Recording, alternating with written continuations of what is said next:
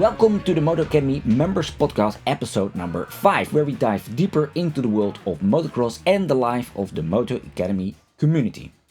This time I'm hosting this podcast. My name is Christian Geloof, and in this episode I have a fascinating discussion with driver Jamie. As in the previous episode, I've cut this episode in parts of half an hour. Whether you're a TMA member or just curious about motocross, this podcast could be for you. Sit back, relax, and join us on the journey as we learn more about the life of each of the members. If you like the podcast, give it a thumbs up. Let's get started. This is part 1 of episode 5. Okay, welcome driver Jamie in the TMA Members Podcast, because that's what it is, and it is number 5 because that is what is written below. And I'm very happy that we finally have the first meeting and we can do this talk, because it had some, I would say, bumps along the road, right? Like a big set of whoops. A big set of whoops. I think you had the onset, and I had the finishing one where everybody crashed. Well, I crashed at least. How are you feeling? How are you feeling? Yeah. In the morning, I feel like an old man still. So it's like I cannot really sleep well still. It's like I wake up in the morning and yeah, my chest, it feels completely sore. Maybe interesting for the viewers. They do not know, but I fell down with my motorcycle and I cracked 5 ribs on this end of my body. I was not so happy when it happened. I also did something with my hand. It's still also, let's say, not strong, and it feels, I don't know, numb a little bit. And I know what did happen is that I felt to the left side, and um, my rear lever squashed my hand when falling down. And that's, I think, because my finger was like twice the size. It's now okay.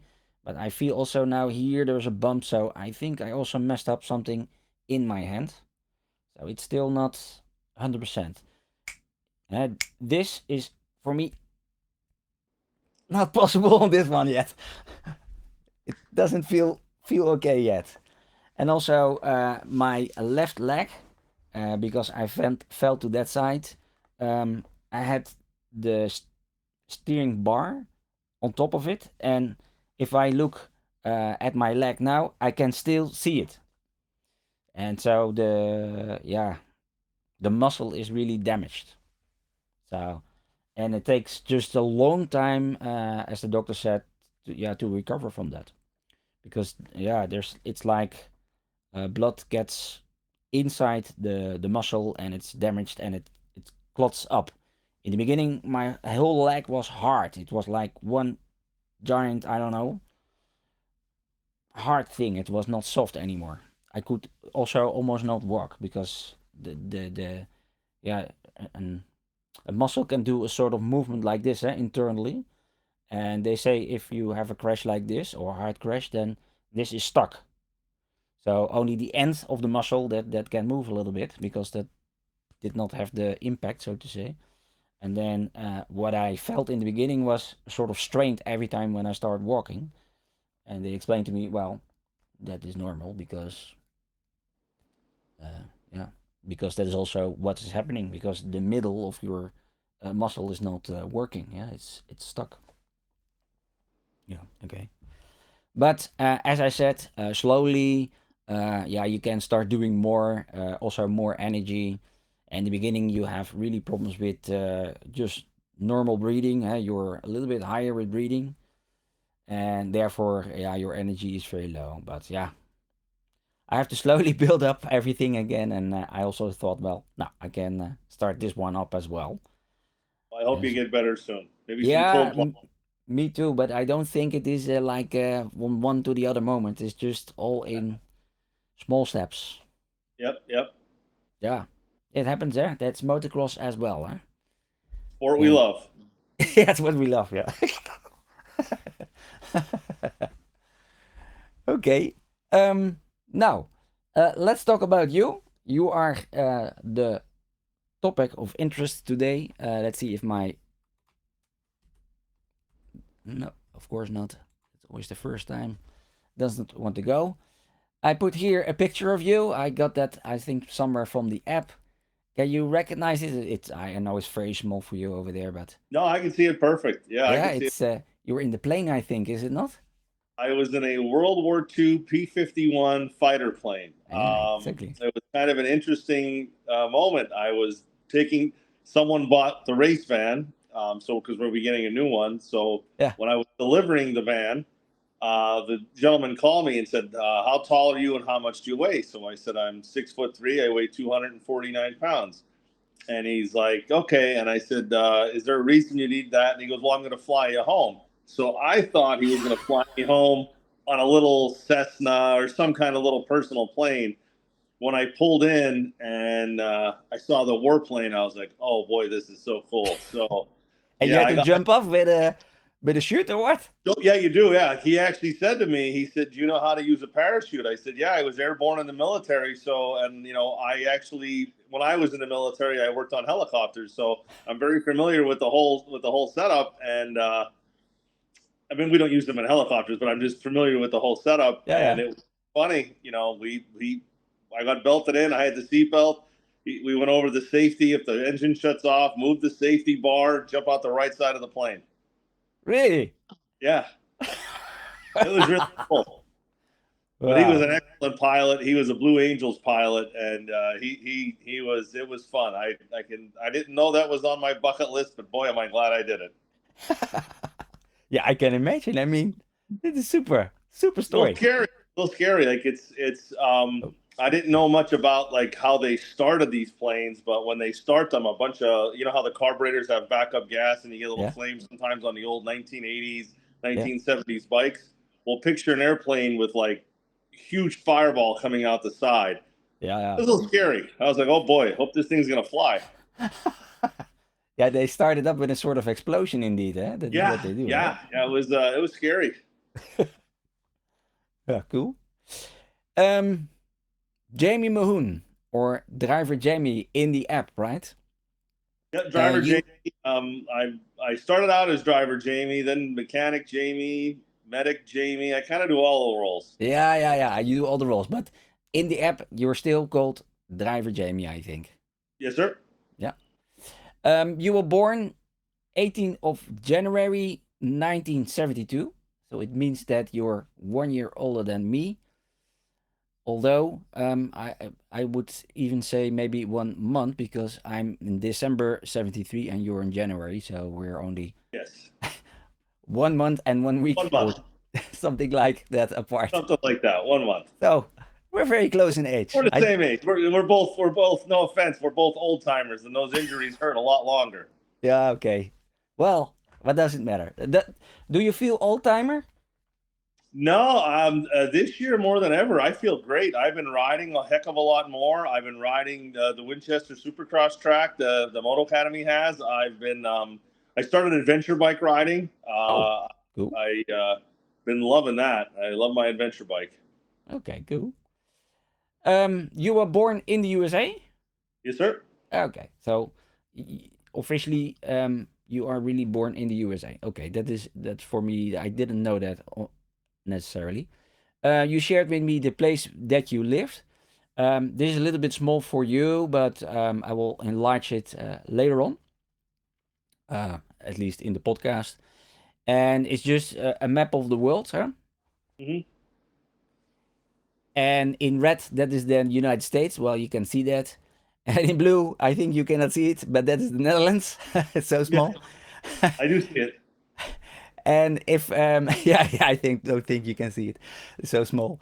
And if a bird would fly, that is 6,000 kilometers or 3,700 miles. That's not too bad. Yeah, not yeah, okay. I don't know. I do not like to swim it. We'll take a boat. No, I mean, So, and for the listeners also, it may be good to know that we are now today 6 hours apart. Yeah. Yes. And I think you also do daylight savings, so that should sort of always stay the same. Yes. Uh, So, and for me, that is sometimes quite difficult to make an appointment with a person, of course, in the United States. I did it also one with the real GP, and we were more hours apart, so that was even more difficult. And that's why I'm now in the afternoon, and you were in the morning, right? Yes, sir. Yeah, okay. Now, I think that's also just interesting for people to know that yeah, the organization sometimes is also something of these podcasts. Um, Now, in overall, I just, as I said, I prepared some questions. We start with the general questions, and then we move into the motocross questions. We're going to do the recording in two goes, because I don't want to take up too much time of you today. I probably also have to do some work. So I think we do first the general questions, and maybe we start with the motocross questions, and then finish off in 2 days, something like that. Yeah. You have me for as long as you want me today. I cleared my morning for you. Oh, now that's luxurious. We will see how far we get then. Now, if we can do that, it's perfect. Okay, good. Let's get started with the I love it. general stuff, right? Opa. Um, are you willing to share a little bit about your family composition? Absolutely. Okay. I have. Well, I was married, then divorced. I'm currently engaged to be remarried again. Okay. So my family has definitely expanded. So now I have my own three daughters and son, and then my fiance's two other daughters. So we have a very large family now. Wow. Yeah. So total of five girls, one boy. So they're killing me. I can imagine they keep you busy. They're killing me. Yeah. Especially girls. Oh, man. Oh, they're rough. I love all you women out there, but happy Mother's Day. But yeah, holy cow, Yeah. teenage girls can be tough. Okay. So the girls are uh, around that age then, indeed, the teenage. Well, two of them are. The other two, there's one, two, three, four of them are done with college, and then the youngest daughter and my son are both teenagers. Yeah. Yeah. Okay. Okay. So the person that you say, okay, you are maybe going to marry again, is that You then are Heather? Heather? Yep, you know her. Yep, Heather. We're going to be marrying Heather. Okay. We are thinking about a destination wedding because we became very, very close over in the UK Yeah. when I went to school there for suspension school. So Yes. we were thinking about coming back over there for something. Okay. Not telling any secrets after that yet, though. No, yeah, you do not have to tell any secrets, but is it already concrete in the plan, so to say? Yes, we've been together a couple of years. Okay. Nice. Nice, nice, nice. Yeah, because last time when I met you, that when I was the trip winner, that's already a time ago, but you just explained that you were divorced, right? Yep. Yeah, indeed. Okay, nice. Now, good to hear, Jamie, that it turns out this way. I mean, huh? Thank But you. yeah, you have quite some people to take care of then. So, since how does that work then with your own children? Do you get to see them every 2 weeks or every week? How does that work? How is it organized So my two for you? youngest children live with me, Aha, okay. but my two older children are on their own. Like one graduated from two of them graduated from university. So one Ah, is a nurse and one works for forensics. So they okay. live in different parts of the state. Okay, so they were already out of the house, so to They're say. already out of the house. And then Heather's two daughters are the same way. One works for a federal agency, and one works for a international business agency. So they're out of the house too. So there's Ah, only myself, Heather, my youngest daughter, my son, and our three dogs. okay, three dogs. Three. I had one. She had two. So, yeah, you were also busy with the dogs then We already. got lots of dogs, Yeah, and okay. of course, no small dogs. All big dogs. Great Okay. Pyrenees, a Great Dane, and a French Mastiff. So nothing small. Wow, okay. They're all big. Now, yeah, then I hope that you have some room in the neighborhood where they can run around because Our house has about maybe like 6, 7 acres. So oh, okay. So you have a lot of room. You can just let them they out. can just, yep, they can go have a blast. Okay, that's nice. That's really nice, eh? Because if you every time have to walk somewhere, uh, then you're also busy the whole day almost, eh? Especially with the it's big it's dogs. it's tough feeding them. They all want to eat all the time. Yeah, yeah. So yeah, I can imagine. Yeah, the big ones, they are really hungry, guys. I would imagine. Now, um, so you were already mentioning it a little bit. So I was going to go a little bit back to you only, and that is then the work because yeah, in my mind, indeed, you were a mechanic for helicopters, and you explained it already a little bit because it seems that you were a mechanic during when you were in the military, right? Yes, sir. I was a helicopter mechanic in the military for 10 years. Ah, Worked on okay. helicopters. Um, During that time, though, uh, I started out when I joined the military. I started out infantry. I needed money to pay for university, so Uh huh. that gave the most amount of money. So my first 2 years were with the infantry, jumping out of planes. Oh, I transferred over to the helicopter mechanic side. Sent me to school, learned how to work mechanics, which was very good for me because I did it my whole life working on motorcycles at a local shop in our area when I was a kid.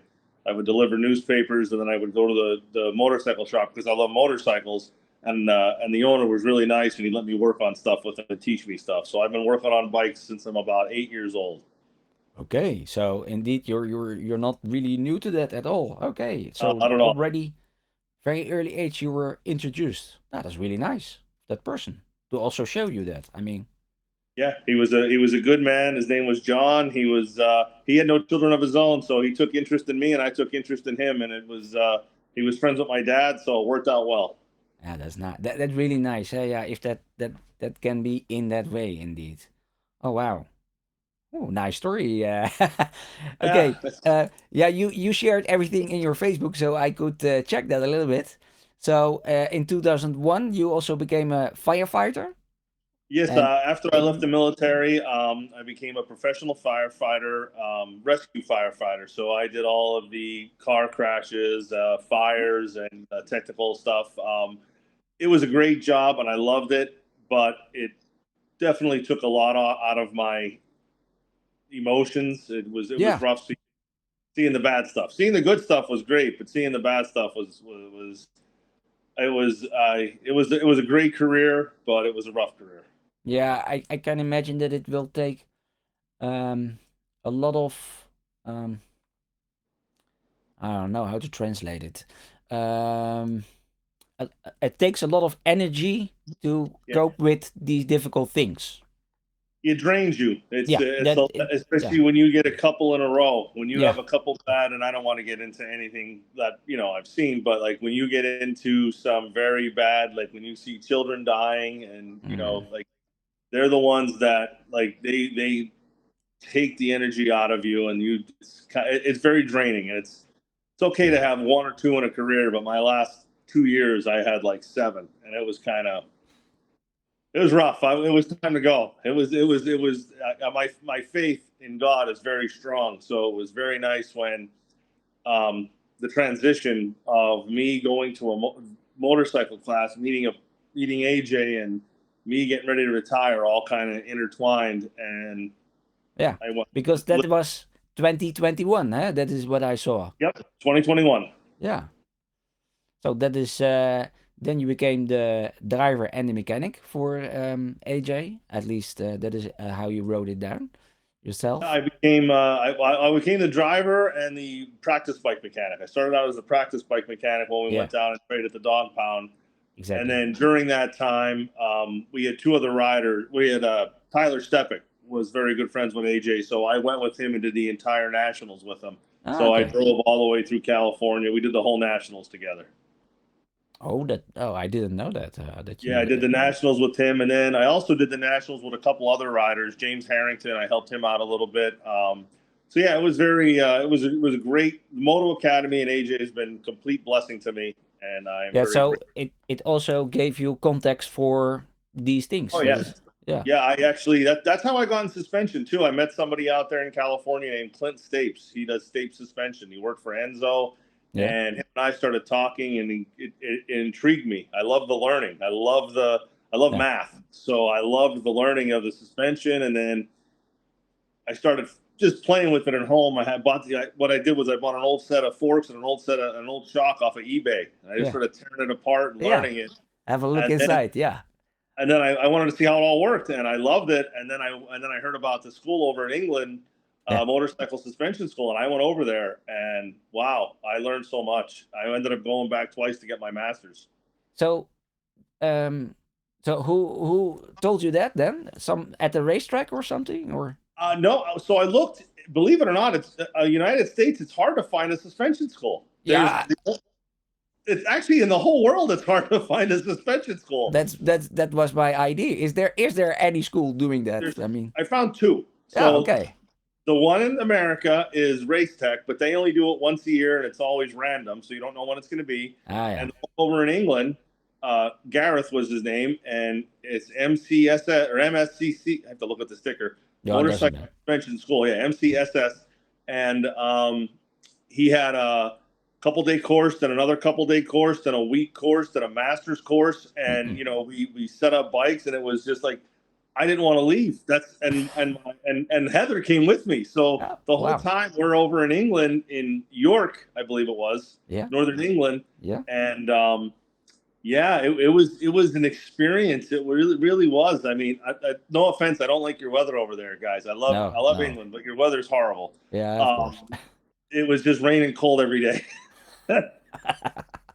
I don't think the sun shines on England, but No. That's why it's so green. Huh? oh, I can tell, yeah. But it was just well, I loved the people, I loved the culture, I loved the. We were staying in Edmonton. I can't think of the name of the place we were staying now, but it's the place with it's the walls all around it, and there's a university. What university is there? I thought it was Edinburgh. Edinburgh Edinburgh. University. Ah. Yeah, so we stayed in Edinburgh, Yeah. Yeah. and Okay. I loved it. The people in the class. You want to talk about crazy? There Yeah. was one from Kuwait, one from Ireland. I was the only one from the United States, Yeah. one from Spain, and one from Australia. So like, there really is nowhere to learn suspension. Cool. Yeah, yeah, yeah. Nou ja, it's clear that it's a market, eh? But probably if there are 5 schools, it also won't work. But yeah, I know a person over here, my mechanic. He's also learning for suspension, but he's learning it from the guy the company that he bought. That's usually how it works. That's what I was talking. I was talking to my friend Clint Stapes out in California, and he said the same thing. I said, "How did you learn?" He goes, "Well, I went to work and I started sweeping the floors at Enzo, and then he worked his way up to suspension." I'm like, "There Yeah, has to be a better way." yeah, So I'm actually going to put on a school here in the United States in my area, in my shop here. We're in my shop right now in the yeah. upstairs, and and Heather is a doctor of education, so she has Oh, a connection with our university up here, and we're gonna set up a suspension school. We're gonna do a 3 day school. I didn't do it yet. I'm gonna working on it probably maybe like September, October, but I'm gonna okay, put the app and have the guys come over and. If cool, people need a place to stay, I'm going to have them stay here with us. It's going to cool. be, yeah, it's going to be. I want to start teaching it somehow. Ah, nice. Yeah, I can imagine that you get a little bit inflicted, or how do you say that?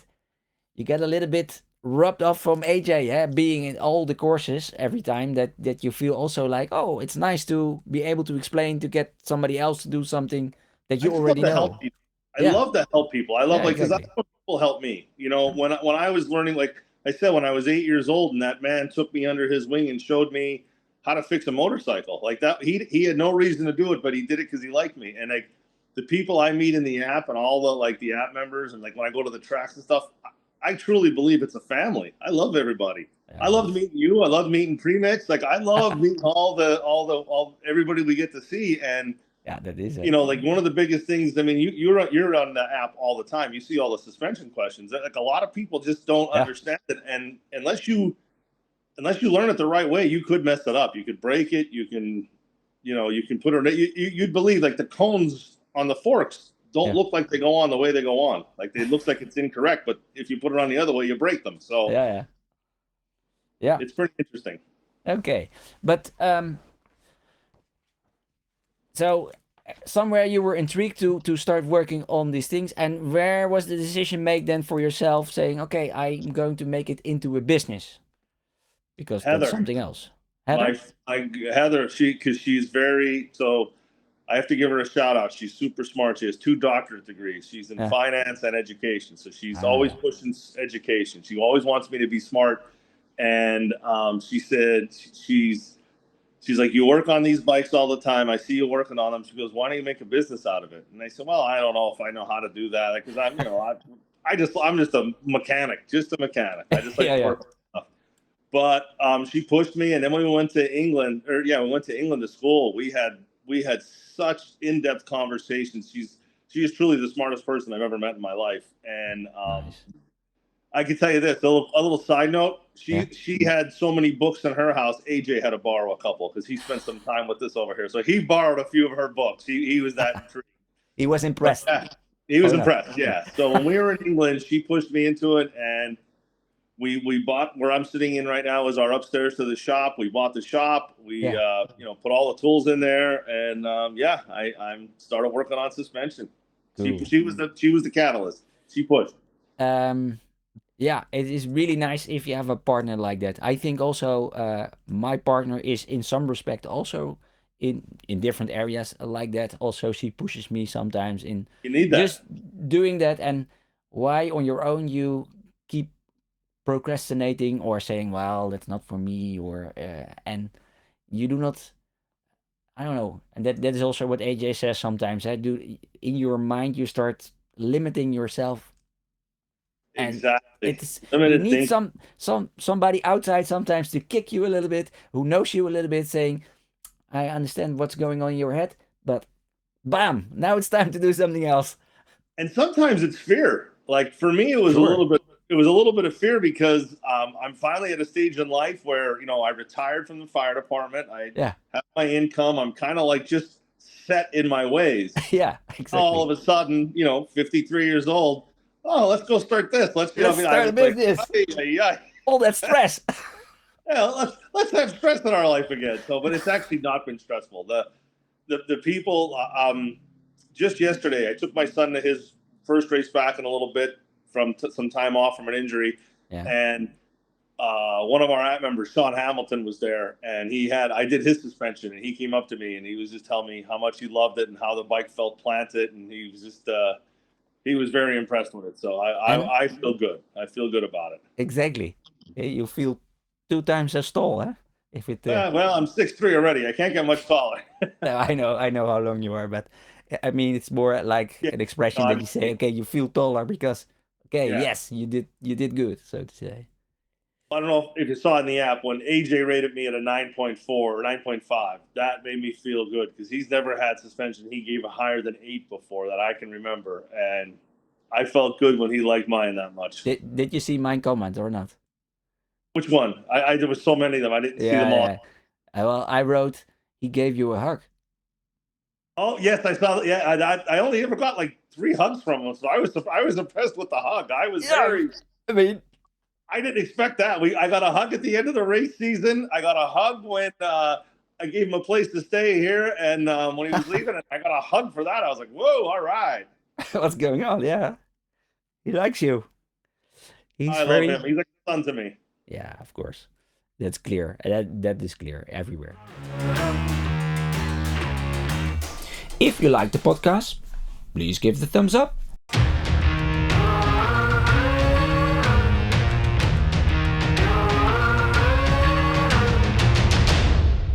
Thank you for listening to this podcast. If you like this part, please stick around while YouTube will link you automatically to the next part of this episode.